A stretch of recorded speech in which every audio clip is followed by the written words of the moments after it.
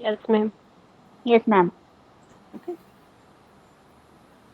चलिए, आज जो आपने देखा है, जो आज आपके सेशन में आपने थियरी सेशन में पढ़ा है कोवेरिएंस और कोरिलेशन के बारे में।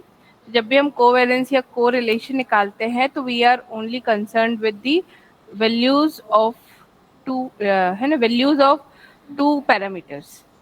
ठीक है, जैसे अगर मैं जो है मार्क्स ले रही हूँ, marks of the student, and I am comparing with the hours they have studied.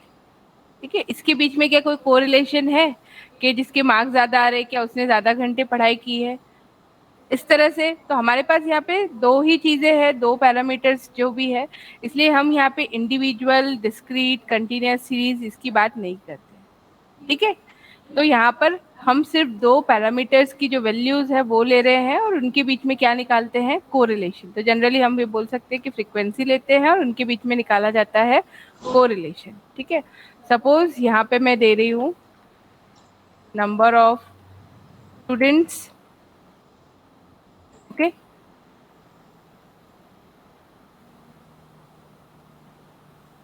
Number या मार्क्स ऑफ स्टूडेंट्स लिख ले, marks of students, and here I am getting hours studied. ठीक है ना, मार्क्स ऑफ स्टूडेंट सपोज जो है हम अलग अलग ले रहे हैं यहाँ पे 25 मार्क्स, ठीक है, 26 मार्क्स, 28 मार्क्स, 29 मार्क्स, 30 मार्क्स, 40, ठीक है, 50 एंड 85 सपोज। ओके, और यहाँ हम आवर्स ऑफ स्टडीज ले रहे हैं, यहाँ मैंने 2 आवर्स लिया है, यहाँ 4 लिया है, यहाँ 2 ले लिया है, यहाँ 6 ले लिया है, 7 ले लिया है, 8 ले लिया है। Okay, then I have written 6 then again 8।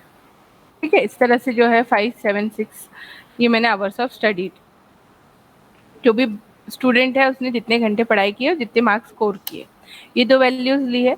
अब सबसे पहले हम इनके बीच में निकालते हैं कोवेरिएंस।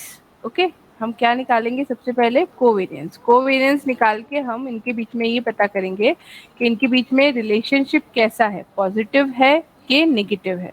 जो कि जैसे मैडम ने आपको बताया, इसकी कोवेरिएंस की वैल्यू इंपॉर्टेंट नहीं होती है, कोवेरिएंस की साइन जो है वो इंपॉर्टेंट होती है, and sign indicates the direction. Okay, के जो है इनके बीच में कोरिलेशन है या नहीं है ना। तो अब हमें जब कोवेरिएंस कैलकुलेट करना है तो हमें जो फॉर्मूला लगाना है, इक्वल टू कोवेरिएंस। जैसे मैंने कोवेरिएंस टाइप किया, ये बार वाला फॉर्मूला आया, इसमें ये पूछ रहा अरे 1 और अरे 2। ओके, दिस इज माय अरे 1 comma and this is my अरे 2। ठीक है, देन ब्रैकेट क्लोज, एंटर, है ना। अब यहाँ पर कोई भी साइन नहीं है विच इंडिकेट्स पॉजिटिव, है ना। माइनस होता तो क्या आ जाता है, यहाँ पे माइनस साइन आ जाता। ठीक है, तो ये कोवेरिएंस हमें क्या बता रहा है कि इन दोनों के बीच में कैसा रिलेशनशिप है, पॉजिटिव रिलेशनशिप है। ठीक है, अब मैं इसमें एक एग्जांपल आपको बताती हूँ। नेगेटिव अगर कोरिलेशनशिप होता तो इसी को मैं जो है डिसेंडिंग ऑर्डर में, अगर इसको आपको पता है सर्टेन फिल्टर से जाके हम जो है जो भी हम लिख रहे हैं उसको असेंडिंग या डिसेंडिंग में अरेंज कर सकते हैं। मैंने यहाँ पे मार्क्स ऑफ स्टूडेंट और आवर्स को रहने दिया, मार्क्स ऑफ स्टूडेंट चेंज किया है। तो आप देखेंगे कि कोवेरिएंस की जो वैल्यू है अब यहाँ पे क्या दिख रही है आपको, नेगेटिव दिख रहा है आपको। ये कोवेरिएंस की वैल्यू क्या आ गई अब, नेगेटिव। दैट मीन्स इन दोनों के बीच में क्या है, नेगेटिव कोरिलेशन। जितने ज्यादा कम घंटे पढ़े हैं इतने ज्यादा मार्क्स ऑब्टेन हुए। ओके, यहाँ सिर्फ ये एग्जाम्पल के लिए लिया था, ऐसा थियोरेटिकली पॉसिबल नहीं है। ओके, तो कोवेरिएंस क्लियर है आप लोगों को। कोवेरिएंस में जो हमारी वैल्यू है वो इम्पोर्टेंट नहीं है, इम्पोर्टेंट क्या है, हमारा साइन। ओके, अब जैसे मैंने कहा कि ये जो दो वैल्यूज मैंने यहाँ ली है ना, इनके बीच में अगर मुझे पता करना है कि वेदर दे आर कोरिलेटेड और कितने डिग्री से कोरिलेटेड, अगर उनके बीच में पॉजिटिव कोरिलेशन है या उनके बीच में नेगेटिव कोरिलेशन है, तो ये जब हम पता करते हैं तो we use either coefficient of correlation or we take the help of diagrams. ठीक है, graphical representation जिसमें scattered diagram या line diagram की हम बात करते हैं. ठीक है, तो यहाँ किसी को कोई confusion है? Should we go with the correlation?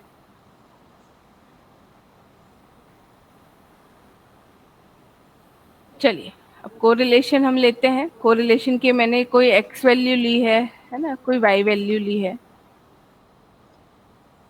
x is 1 2 3 4 5 6 7 8 9. ठीक है, और जो y की वैल्यू सपोज मेरी है 10 11 12 14 13 15 17 18, ठीक है, और 19, है ना. हमने क्या किया है, इनके बीच की वैल्यूज ली है. ओके, अब सबसे पहले हम देखते हैं how can we determine coefficient of correlation with the help of scattered diagram. Scattered diagram की मदद से कैसे हम कोरिलेशन और कोरिलेशन कोफिशिएंट दोनों ही निकाल सकते हैं. ठीक है,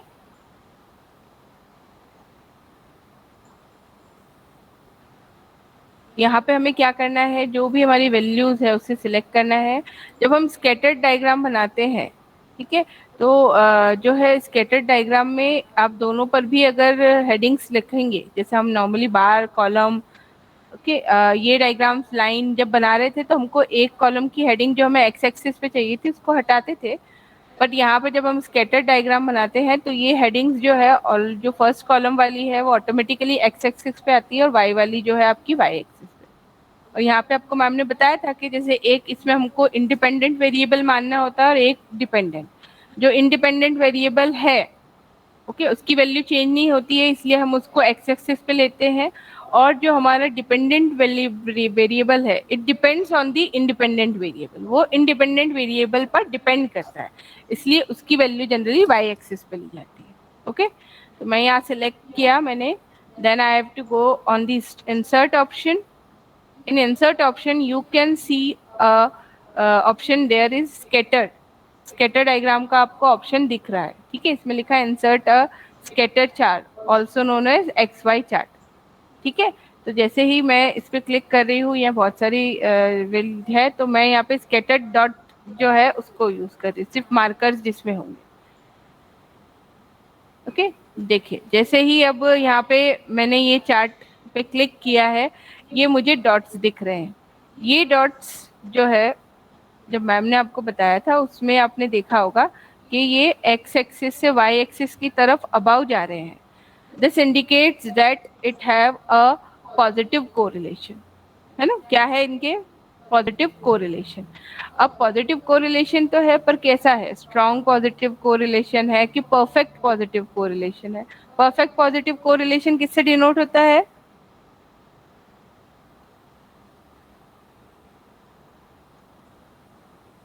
perfect positive correlation straight line.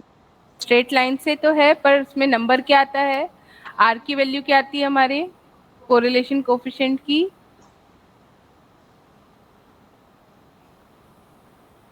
1 +1, है ना. -1 तो परफेक्ट नेगेटिव कोरिलेशन. ठीक है, कोरिलेशन कोफिशिएंट की वैल्यूज -1 से +1 के बीच में ही होती है. अगर -1 है तो it is perfect negative correlation, and if it is +1 then it shows perfect positive correlation. Okay, अब यहाँ आप देख सकते हैं कि जो हमारी एक्स एक्सिस की स्केल है, यहाँ पे 0 2 4 6 8 10 आ रहा है, जबकि हमने 1 2 3 4 5 6 लिया है ना. तो हम इस एक्स एक्सिस की स्केल को जो है वेरी कर सकते हैं. मैंने आपको पहले भी बताया था कि एक्स एक्सिस को सिलेक्ट करके फॉर्मेट एक्सिस में जाइए, और फॉर्मेट एक्सिस में जहाँ पे ये मेजर, क्योंकि हमारा मिनिमम तो 0 ही रखना है, मैक्सिमम 10 ही रखना है, बट जो मेजर यूनिट इन्होंने 2 2 की ली है, इसको हम क्या कर दे 1 की. यहाँ 2 की जगह हम क्या लिख दे 1. ठीक है, अपने आप देखिए आपकी जो एक्स एक्सिस है इसका जो इंटरवल है वो 1 1 आ गया है. ओके, अब यहाँ पे इसके अंदर जो है, मुझे अगर इसके थ्रू कोरिलेशन कोफिशिएंट निकालना है तो मैं वो भी निकाल सकती हूँ. ओके, कैसे देखते हैं? जो भी आपके डॉट्स है, जो भी आपके मार्कर्स है, उनको सिलेक्ट कीजिए, देन राइट क्लिक कीजिए, ठीक है, या तो राइट क्लिक कीजिए, यहाँ पे एक ऑप्शन आ रहा है ऐड ट्रेंड लाइन, दिख रहा है आपको, विजिबल है, ऐड ट्रेंड लाइन, जहाँ मेरा कर्सर है जो येलो कलर का हाईलाइटेड दिख रहा है। ओके, यहाँ पे भी ऑप्शन है। इसके अलावा जब आप लेआउट में जाते हैं तो यहाँ पे भी ये ऑप्शन है ट्रेंड लाइन ऊपर, जहाँ पे आपने chart title, axis title, legend, ये सारी चीजें देखिए, वहाँ पे आपके पास एक ऑप्शन है यहाँ भी ट्रेंड लाइन। ठीक है, तो जब मैं यहाँ पे या वहाँ पे ट्रेंड लाइन के ऑप्शन पे क्लिक करूंगी तो यहाँ जैसे पूछ रहा है कि लीनियर ट्रेंड लाइन चाहिए, exponential, linear, two period moving average. Okay, हम जब ये कोरिलेशन निकालते तब हम लीनियर लाइन का यूज करते हैं। ओके, तो हम यहाँ लीनियर ट्रेंड लाइन पे जब क्लिक करेंगे तो ये हमारी एक लीनियर ट्रेंड लाइन आ गई। ठीक है, आया समझ में? ठीक है, और अगर मैं राइट ऑप्शन वाला भी बता दूं आपको, ठीक है, राइट क्लिक, यहाँ पे एड ट्रेंड लाइन, यहाँ पे भी देखिए वही पूछ रहा है एक्सपोनेंशियल, लीनियर, मैंने लीनियर पे ही यहाँ पे क्लिक है। एक चीज और इसके अंदर इस डायलॉग बॉक्स में आई है, नीचे यहाँ पे लिखा हुआ है display R squared value on chart. क्या दिखा रहा है यहाँ पे? Display R squared value on chart. तो हमें इस डायलॉग बॉक्स को सिलेक्ट करना है, क्लिक करना है इस पर भी। ओके, और जब हम इसको क्लोज करेंगे तो आप लाइन के साथ में एक वैल्यू भी आ रही है, आपको किसकी वैल्यू दिख रही है? ये आर स्क्वायर। ठीक है, और हमारा कोफिशिएंट ऑफ कोरिलेशन किससे डिनोट होता है? किससे डिनोट होता है हमारा कोफिशिएंट ऑफ कोरिलेशन? आर, है ना, सिंपल आर। अब यहाँ पे जो आ रहा है इट इज आर स्क्वायर। ठीक है, तो हम इससे क्या निकाल सकते हैं? आर निकाल सकते हैं। इस वैल्यू को मैं यहाँ किसी सेल में पेस्ट कर लूं, है ना, और मुझे अब निकालना है कोफिशिएंट ऑफ कोरिलेशन, क्योंकि मुझे यहाँ दिख रहा है कि जो इनके बीच में कोरिलेशन है वो स्ट्रॉन्ग पॉजिटिव कोरिलेशन, क्योंकि लाइन जो है वो इस तरह से जा रही है फ्रॉम बिलो दी अबाउ, है ना, और साथ ही साथ जो भी आपके डॉट्स है, मार्क्स है, वो भी उस लाइन के पास में कॉन्सेंट्रेटेड है। ठीक है, तो अगर पास में कॉन्सेंट्रेटेड है तो आप मैडम वाला अगर डायग्राम रिकॉल कर पा रहे हैं तो जब लाइन के जितने पास होता है इतना कोरिलेशन स्ट्रॉन्ग होता है। ठीक है, बट है ना, यहाँ से ये तो पता चल रहा है, पर अगर मुझे कोरिलेशन कोफिशिएंट भी ज्ञात करना है तो वो उसके लिए मैं यहाँ फॉर्मूला डालूंगी इक्वल टू स्क्वायर रूट। ठीक है, क्योंकि आर स्क्वायर दिया है तो मुझे आर निकालना है, तो इस आर स्क्वायर का स्क्वायर रूट निकाल ले। ओके, क्लिक कीजिए, इस सेल को सिलेक्ट कीजिए, ब्रैकेट क्लोज, एंटर। यहाँ पे मेरा आ गया है कोफिशिएंट ऑफ कोरिलेशन। ओके, दिख रहा है आपको? 0.98 क्या है इसका कोफिशिएंट ऑफ कोरिलेशन, और it is very near by to 1, so we can say that these two values have a strong positive correlation. ठीक है, क्लियर है यहाँ तक सभी को? यस और नो? Yes ma'am. है ना, अगर मैंने इसी सीरीज को लार्जेस्ट टू स्मॉलेस्ट में कन्वर्ट कर दिया, ये देखिए लाइन अब कैसी हो गई आपकी, फ्रॉम अबाव टू बिलो, है ना, और यहाँ आप देखिए ये क्या आ गया आपका, ठीक है, यहाँ पे भी आर स्क्वायर, क्योंकि आर स्क्वायर दिया हुआ है तो यहाँ पर हम जब भी इसका स्क्वायर रूट निकालेंगे तो यहाँ पे हमको वैल्यू पॉजिटिव ही आएगी, इसलिए जनरली हम एक्सेल शीट में अलग से भी कोफिशिएंट ऑफ कोरिलेशन कैलकुलेट करते हैं, क्योंकि आर स्क्वायर है तो नेगेटिव भी होगा तो वो नेगेटिव नेगेटिव स्क्वायर होने के बाद में पॉजिटिव में कन्वर्ट हो जाएगा। ठीक है, बट अगर आप डायग्राम से देखेंगे तो आपको क्लियर दिख रहा है कि इसमें अब स्ट्रॉन्ग नेगेटिव कोरिलेशन है। ओके, तो यहाँ पर जो है इस तरह से हम ट्रेंड लाइन इंसर्ट करके और अगर आर स्क्वायर हम निकाले तो कोफिशिएंट ऑफ जो है कोरिलेशन भी हम निकाल सकते हैं, है ना, इतना क्लियर है? तो this was scattered diagram used for the calculation of correlation and coefficient of correlation. अब हम लिखेंगे जो हमारा लाइन डायग्राम है। लाइन डायग्राम के लिए हमने पहले ही कहा था कि एक जो है हमें ऊपर से हेडिंग हटानी पड़ेगी, तभी जिस वो उसे एक्स एक्सिस पे, स्कैटर डायग्राम में ऐसा नहीं होता, स्कैटर में अगर आपकी हेडिंग लिखी भी है तो भी वो उसको एक्स एक्सिस पे ही लेता है जो फर्स्ट कॉलम है, और जो सेकंड कॉलम है वो उसे वाई एक्सिस पर ही लेता है।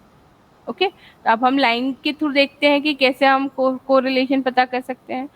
सो I will again select the values go on insert, then on line diagram.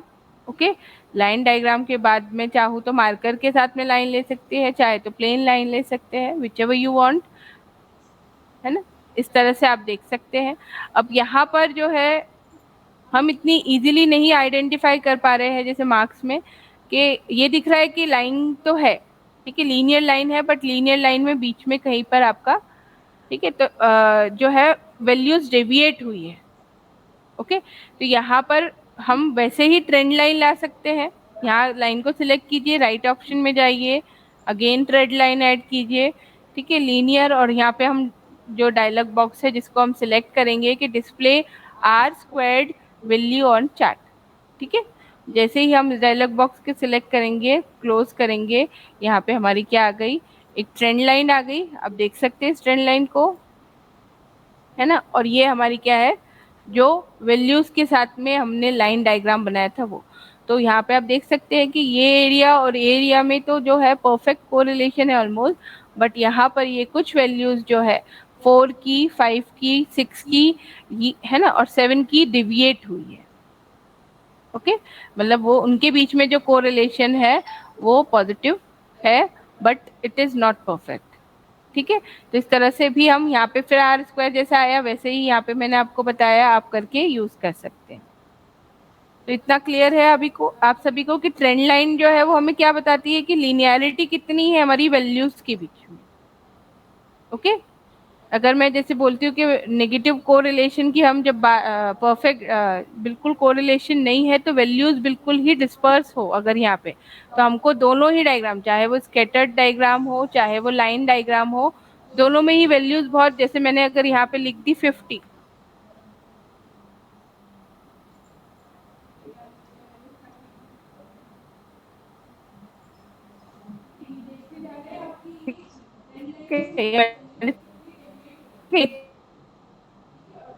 Deviate होने लगा, ठीक है, इसमें कोरिलेशन भी कैसे होने लगा, नेगेटिव, क्योंकि इसका कोरिलेशन भी कम होने लगा, जो वैल्यूज है लाइन और ज्यादा स्कैटर होने लगी। जितनी जितनी दूर जाएगी ट्रेंड लाइन से, इसका मतलब उतना कोरिलेशन उनके बीच में कम हो जाता है। तो क्लियर है, आप कैसे यहाँ पे स्कैटर्ड भी देखेंगे तो ये चेंज मिल देख सकते हैं, है ना, कि ये जो लाइन पहले जो हमारे मार्क्स थे या डॉट्स थे वो एक ही लाइन में चल रहे थे, पर अब ये लाइन से कितने डेविएट हो रहे हैं, स्ट्रेंड लाइन से कितने डेविएट हो रहे हैं।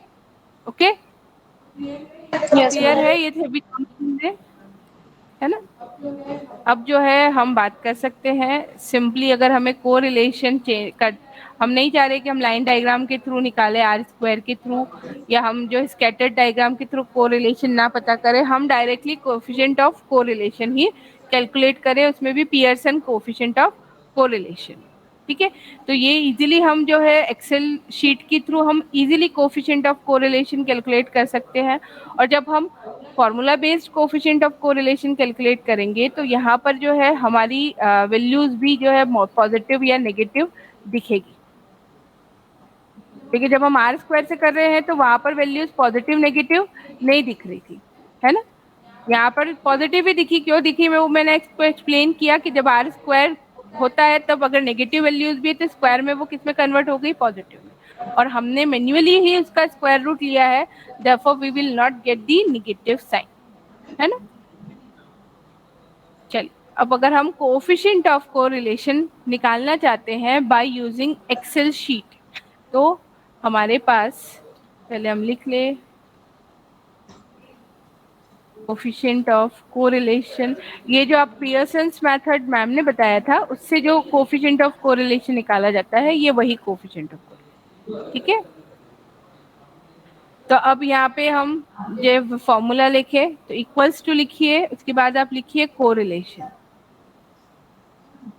जैसे ही मैं कोरिलेशन लिखना स्टार्ट किया, ये CORREL ये फॉर्मूला दिखा है मुझे, इसको क्लिक कीजिए। इट इज आस्किंग फॉर अरे 1 एंड अरे 2, अरे 1 और अरे 2 के बारे में पूछ रहा है ये। तो यहाँ पे हमारा अरे 1 क्या हो जाएगा, दिस वैल्यूज, जो भी आपकी वैल्यूज है जिसकी भी, है ना। अरे 2 क्या आ जाएगा हमारा, दीज वैल्यूज, ओके। और इसके बाद आप इसका एंटर दबाएंगे तो देखिए आपका कोरिलेशन कोफिशिएंट क्या आया, 0.9815, यहाँ पे भी यही कोफिशिएंट ऑफ कोरिलेशन आ रहा था आपका। ठीक है, अब अगर मैंने यहाँ पे वैल्यूज को चेंज किया, मतलब मैं नेगेटिव दिखाना चाहती हूँ, तो वहां पे अपने आप जो है नेगेटिव साइन आएगी आपकी। देखिए, अब मैंने यहाँ पे जब उसको फॉर्मूले से कैलकुलेट किया और यहाँ पे मैंने जो वैल्यूज थी उसको डिसेंडिंग ऑर्डर में जो है चेंज कर दिया, पहले जो स्मॉलर था वहाँ पे लार्जेस्ट आ गया, तो आप देख सकते हैं कि यहाँ पर जो कोरिलेशन कोएफिशिएंट का साइन है, ठीक है ना, कोरिलेशन कोएफिशिएंट का जो साइन है वो भी क्या हो गया, चेंज हो गया, माइनस आ गया। जबकि जब हम कोरिलेशन कोएफिशिएंट इस तरह से ग्राफ से निकाल रहे थे तब हमें वैल्यू तो सेम आ रही थी, बट वहां पे साइन चेंज नहीं हो रहा था। अगर नेगेटिव कोरिलेशन था तो वहां फिर आप ग्राफ देख के पता कर सकते हो कि हाँ इसकी वैल्यू नेगेटिव में होगी, फिर आप नेगेटिव साइन आपको इंसर्ट करना पड़ेगा क्योंकि you was taking square root of R square. Okay, तो क्लियर है यहाँ पे। तो इस तरह से जो है हम इजीली क्या निकाल सकते हैं, coefficient of correlation by using Excel, बहुत आसान है।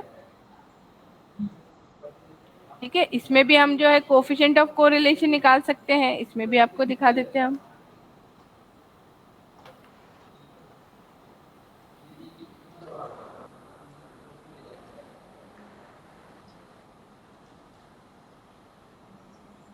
इसमें भी कुछ नहीं करना, हमें इक्वल का साइन लगाना है और कोरिलेशन टाइप करना है। जैसे हम कोरिलेशन टाइप करना स्टार्ट करते हैं, यहाँ पे फॉर्मूला आ जाता है CORREL। ठीक है, हमने इसको क्लिक किया, इट इज आस्किंग फॉर अरे 1 विच इज दिस, है ना, it is asking again for अरे 2 विच इज दिस, एंटर किया, ये देखिए कोफिशिएंट ऑफ कोरिलेशन आ गया।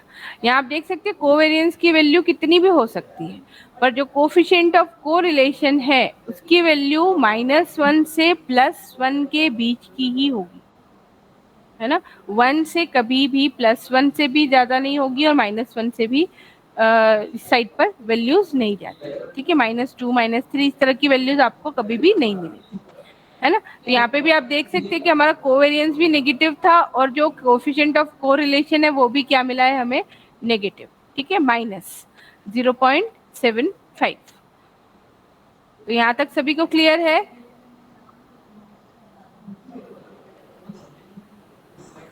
इसमें किसी की कोई क्वेरी है?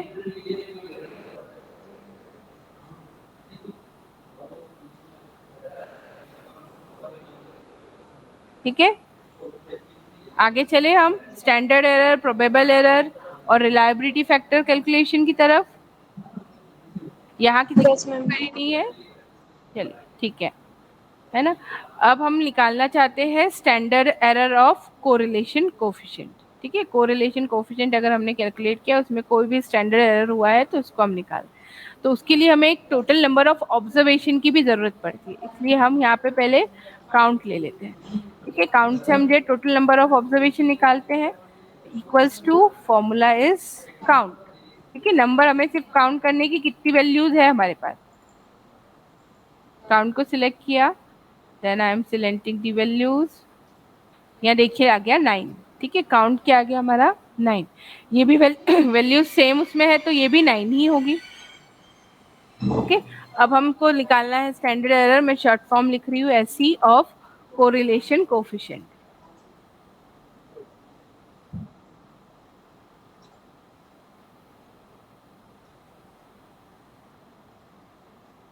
ठीक है, कोरिलेशन कोफिशिएंट निकालना है हमें।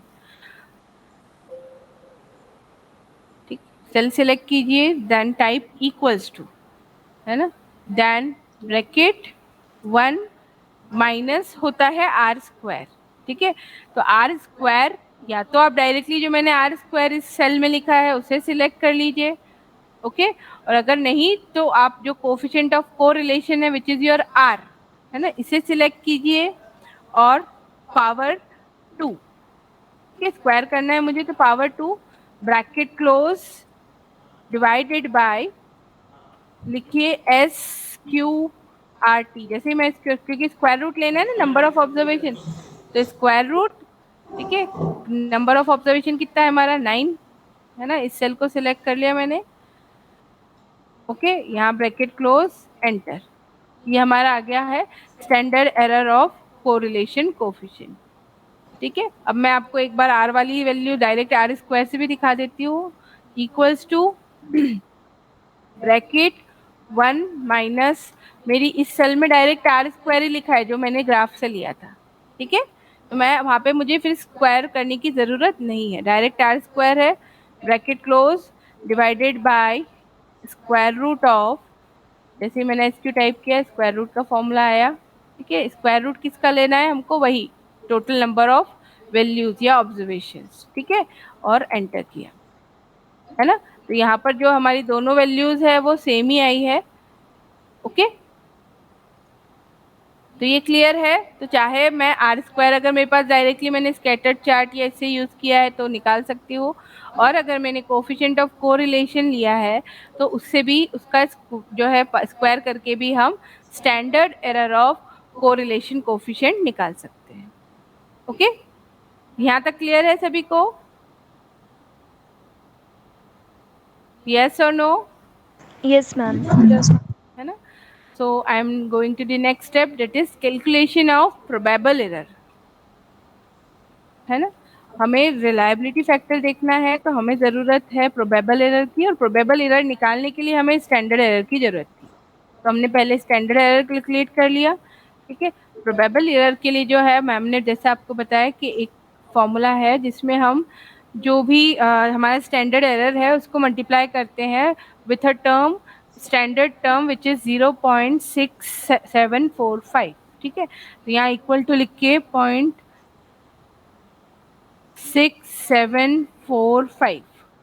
ठीक है, इसका हमको मल्टीप्लिकेशन करना है हमारे स्टैंडर्ड एरर से। यहाँ मैंने स्टैंडर्ड एरर जिसमें कैलकुलेट किया उसी सेल को लिख दूँ। ठीक है, और हम करेंगे एंटर। तो ये आ गया हमारा प्रोबेबल एरर विच इज 0.008244। ठीक है, मतलब यहाँ पर जो 0.6745 टर्म है इट इज कांस्टेंट, है ना। जब भी हम प्रोबेबल एरर निकालेंगे तो जो भी स्टैंडर्ड एरर निकाला है हमने उसका मल्टीप्लिकेशन इसी टर्म से हमको करना है, तो we will get the probable error. Okay, अब इस प्रोबेबल एरर और जो हमारा कोफिशिएंट ऑफ कोरिलेशन था R, we can use both of these two calculate the value of. ठीक है, यहाँ पे हम जो है साइन को कंसिडर नहीं करेंगे, जो आर है उसका साइन कंसिडर हम नहीं करेंगे, क्योंकि हमको वैल्यूज यहाँ पे जो है मोर देन 6 या लेस देन 6 चाहिए। ठीक है, तो next we go for calculation of reliability factor. Reliability factor, ठीक है, रिलायबिलिटी फैक्टर हम कैसे कैलकुलेट करते हैं, when we divide our coefficient of correlation with probability error। ठीक है, यह प्रोबेबल एरर का फॉर्मूला क्या था हमारा, 0.6745 मल्टीप्लाइड बाय स्टैंडर्ड एरर। ठीक है, ये हमारा प्रोबेबल एरर का फॉर्मूला था। रिलायबिलिटी फैक्टर का फॉर्मूला क्या है, जो आर है, it is divided by probability error. Okay, so I am writing equals to, है ना, यहाँ कोफिशिएंट ऑफ कोरिलेशन जो मेरा आर निकला था डिवाइडेड बाय प्रोबेबिलिटी एरर। ठीक है ना। यहाँ पे आप वैल्यूज जो मैंने बोला था साइन नहीं देखेंगे, क्योंकि यहाँ कोरिलेशन कोफिशिएंट में जो साइन है वो सिर्फ कोरिलेशन का डायरेक्शन बता रहा है, वेदर इट इज पॉजिटिव और नेगेटिव। ठीक है, यहाँ पे कोफिशिएंट ऑफ कोरिलेशन की वैल्यू इंपॉर्टेंट है। तो यहाँ पे हमारा आंसर आया है, अगर हम साइन को निग्लेक्ट करें तो इट विल बी 119.057।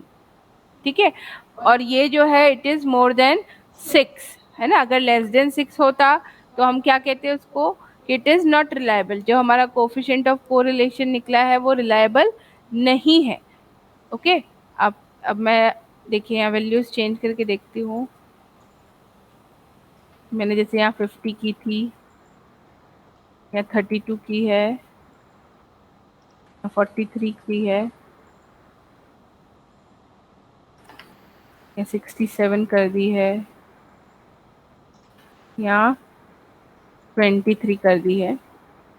ठीक है, यहाँ देखिए मेरा कोफिशिएंट ऑफ कोरिलेशन चेंज हुआ। बहुत ही कम हो गया है, इट इज पॉजिटिव, है ना। कोफिशिएंट ऑफ कोरिलेशन भी कम हुआ है। यहाँ देखिए मेरा जब मैंने यहाँ कोफिशिएंट ऑफ कोरिलेशन चेंज हुआ तो क्योंकि मैंने सेल्स को सिलेक्ट किया है, तो जैसे जब हम सेल्स को सिलेक्ट करते हैं तो वैल्यू अपने आप उस फॉर्मूला में भी चेंज होने लगती है, ठीक है। तो यहाँ कोफिशिएंट ऑफ कोरिलेशन जहाँ मेरा पहले 0.98 था प्लस में और माइनस में, अब वो वहाँ पे क्या हो गया है +0.004, मतलब बहुत ही कम कोफिशिएंट ऑफ कोरिलेशन।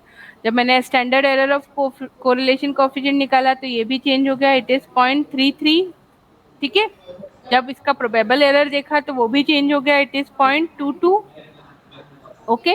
और जब हमने इसका रिलायबिलिटी फैक्टर कैलकुलेट किया तो वो आया हमारा 0.02, विच इज क्या है ये, <6। इसका मतलब हमारा ये जो कोरिलेशन है ना, ये कोरिलेशन कोफिशिएंट जो है वो रिलायबल नहीं है। रिलायबल नहीं है से मतलब होता है कि एक्चुअली इन दोनों के बीच में कोई एज सच कोरिलेशन रिलायबल वाला है ही नहीं कि मैं बोल सकती हूँ कि ये जो है स्ट्रॉन्ग कोरिलेशन है, ये परफेक्ट कोरिलेशन। ये कह सकती हूँ कि इसमें जो है निग्लिजिबल कोरिलेशन है, इन दोनों के बीच में जो कोरिलेशन है वो क्या है, ऑलमोस्ट निग्लिजिबल, ठीक है। क्योंकि आप खुद भी वैल्यूज को देख के पता कर सकते हैं ना कि यहाँ पे वैल्यूज हमारी डिक्रीज हो रही है, पर जो यहाँ पर मैंने वैल्यूज ली है क्या वो डिक्रीज हो रही है, नहीं। क्या वो इंक्रीज हो रही है, नहीं। तो मतलब इन दोनों के बीच में क्या है, कोई भी कोरिलेशन एज सच स्टेब्लिश नहीं हुआ, ठीक है। तो इस तरह से मैंने आपको दोनों तरह से बता दिया कि कैसे हम जो है after calculating the coefficient of correlation, है ना, we have to calculate the reliability factor. जब आगे की क्लासेस जब आपकी होगी तो you will know about P value, importance of P value, कि वहाँ पर कई बार हम अगर रिलायबिलिटी फैक्टर तक ना जाए तो पी वैल्यू को देखकर भी हम बता सकते हैं कि जो हमारा कोफिशिएंट ऑफ कोरिलेशन है वेदर इट इज सिग्निफिकेंट और नॉट, ठीक है। बट अभी वो आपका हुआ नहीं है इसलिए मैं उस चीज़ पर नहीं जा रही हूँ, मैं आपको फिर बाद में भी बताऊंगी, ओके। यहाँ पे ये जो अभी हम कोरिलेशन की बात कर रहे हैं, ये अब हम सिंगल कोरिलेशन की बात कर रहे हैं। सिंगल मतलब एक ही फैक्टर को दो फैक्टर्स के बीच में, अगर मुझे मोर देन दो के बीच में बात करनी है मल्टीपल कोरिलेशन की तो वो भी हम निकाल सकते हैं, बट वो अभी मैं आपको नहीं बता रही हूँ क्योंकि वो जब हम अनोवा और ये सारी चीज़ें देखेंगे तब मैं आपको बताऊँगी, ओके। तो आज के सेशन में किसी को कोई कंफ्यूजन है, कुछ पूछना है, यू कैन आस्क।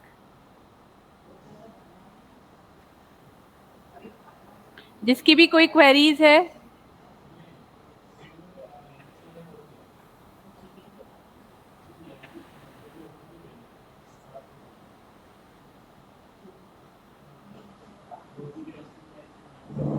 नहीं है आपकी कोई क्वेरीज? आगे आपको सब समझ में